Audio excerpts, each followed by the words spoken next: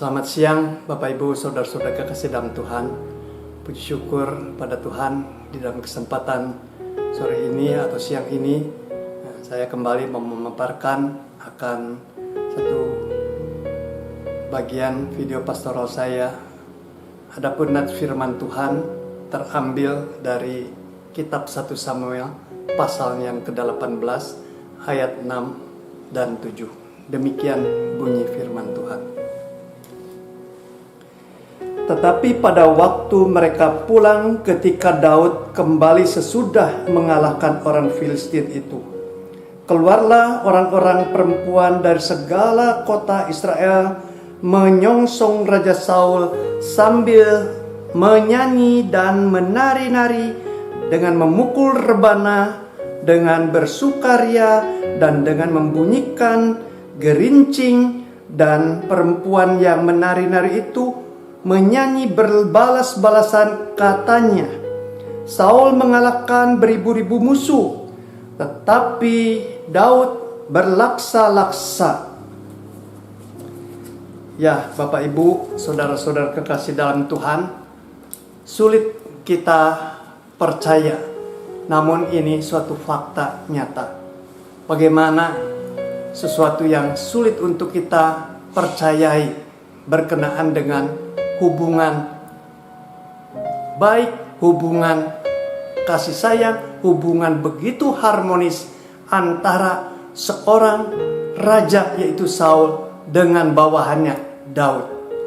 Sungguh Saul waktu itu amat sangat meminati ataupun sangat interest terhadap Daud, sang bawahannya yang gagah perkasa dan yang bisa memenangkan dan memenangkan di dalam peperangannya.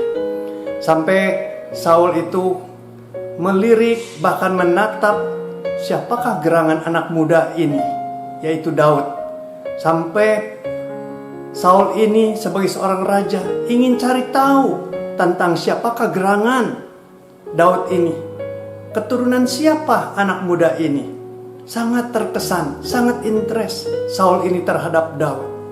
Memang Daud ini telah memberikan satu prestasi, sesuatu asupan yang positif buat kehidupan daripada Raja Saul.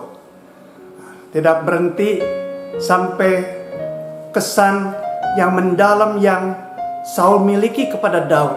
Sampai Daud direkrutnya tidak sekedar jadi prajurit, melainkan dia diundang untuk menjadi kaki tangan daripada Saul. Bahkan dipercayakan kepadanya untuk memimpin pasukan berperang ke sana kemari melawan musuh-musuh Israel. Luar biasa. Dan tidak berhenti stop persekutuan ataupun hubungan yang baik, yang indah, yang manis ini sampai di dalam hubungan sebagai raja dengan bawahannya. Tetapi rupa-rupanya sampai kekeluargaan pun terjadi. Terlihat dari putra daripada Raja Saul yaitu yang bernama Yonatan bisa menjalin hubungan dengan Daud secara kasih mesra. Yonatan berbicara, ya, bagian jiwaku ada di dalam Daud. Aku mengasihi jiwaku dan mengasihi dia seperti mengasihi jiwaku. Artinya ada keikatan, keterkaitan antara Yonatan putra Saul dengan Daud. Ini suatu pernyataan atau suatu asupan bahwa ternyata hubungan Raja Saul dengan Daud tidak berhenti, melainkan bertumbuh berkembang dengan baik dan baik. Tetapi sulit dipercaya. Suatu hari ketika ada satu kejadian, manakala waktu itu Daud baru saja kembali setelah memenangkan peperangan melawan orang-orang Filistin, bangsa Filistin. Oh, begitu antusias, sorak gempita dari orang-orang Israel, terutama wanita-wanita yang keluar dari penjuru kota menyambut kemenangan daripada Saul dan Daud. Wah, luar biasa. Mereka membawa rebana, gemericing, mereka menari, mereka bernyanyi, bertaut-tautan untuk memberikan aplaus, pujian. Di dalam nyanyian-nyanyian itu, wah, mereka itu sukacita dan bahkan bahagia atas segala kemenangan Israel yang dibawa pimpinan Saul bersama Daud, sang pahlawan yang sering kali memenangkan. Di dalam kata-kata syair puji-pujian nyanyian itu, di sana dipujikan Saul hebat, mengalahkan ribu-ribu musuhnya. Tapi Daud bukan ribu-ribu lagi, berlaksa-laksa, artinya puluhan ribu yang Daud kalahkan. Wah, luar biasa penyambutan tersebut, sampai mendatangkan sukacita seantero bangsa Israel. Tetapi di tengah sukacita dan kebahagiaan bangsa Israel ini, seorang Saul ketika mendengar pujiannya hanya beribu-ribu, tetapi Daud dipuji berlaksa-laksa, inilah rupa-rupanya menjadi asupan yang memicu, yang menyebalkan, yang membuat diri Saul menjadi susah. Bahkan mulai saat itu tidak berlama-lama Saul mengadakan suatu perasaan mendendam kepada Daud. Di dalam dirinya tersimpan iri hati yang dipupuk, yang terus bertumbuh sampai berkembang menjadi suatu yang liar, dipakai oleh kuasa iblis. Iri hati itu telah menjadi berkembang suatu rekayasa rencana yang bukan saja tersimpan dalam hati, tetapi dinyatakan dengan rencana-rencana, rekayasa-rekayasa untuk membunuh akan Daud.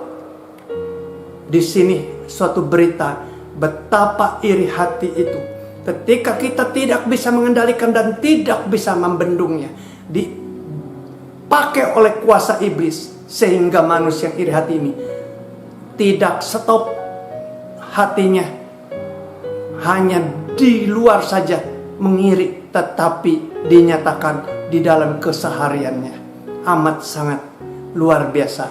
Manusia amat sangat lemah dan bodoh. Saul tidak bisa menguasai di dalam ujian tentang iri hatinya kepada Daud, sehingga dia terpuruk sampai kepada hal yang perkara yang begitu jauh. Sejak saat itu Saul kepada Daud yaitu hanya fokusnya satu, mengenyahkan, membunuh akan Daud. Itu adalah suatu tujuan di dalam hidupnya. Namun puji syukur kepada Tuhan,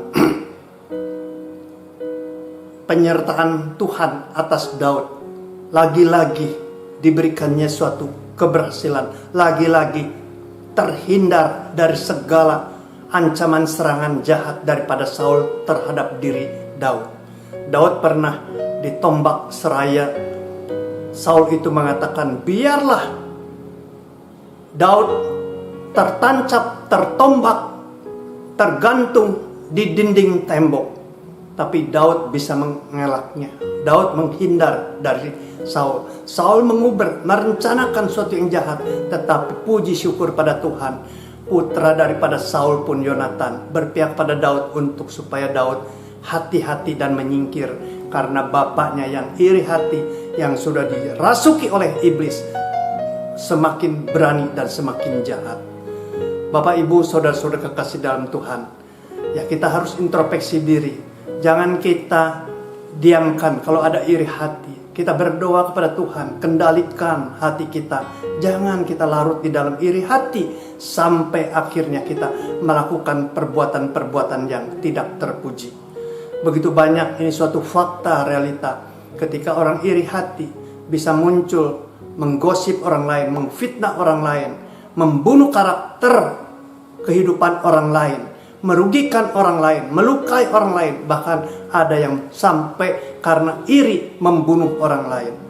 Mari kita anak-anak Tuhan, kendalikan diri kita dengan sebaik-baiknya, supaya apa yang kita miliki, hati kita miliki untuk mengasihi diri, mengasihi Tuhan, dan mengasihi sesama, bukan untuk melukai atau mengiri, ataupun apalagi mendendam, ataupun menjadi jahat.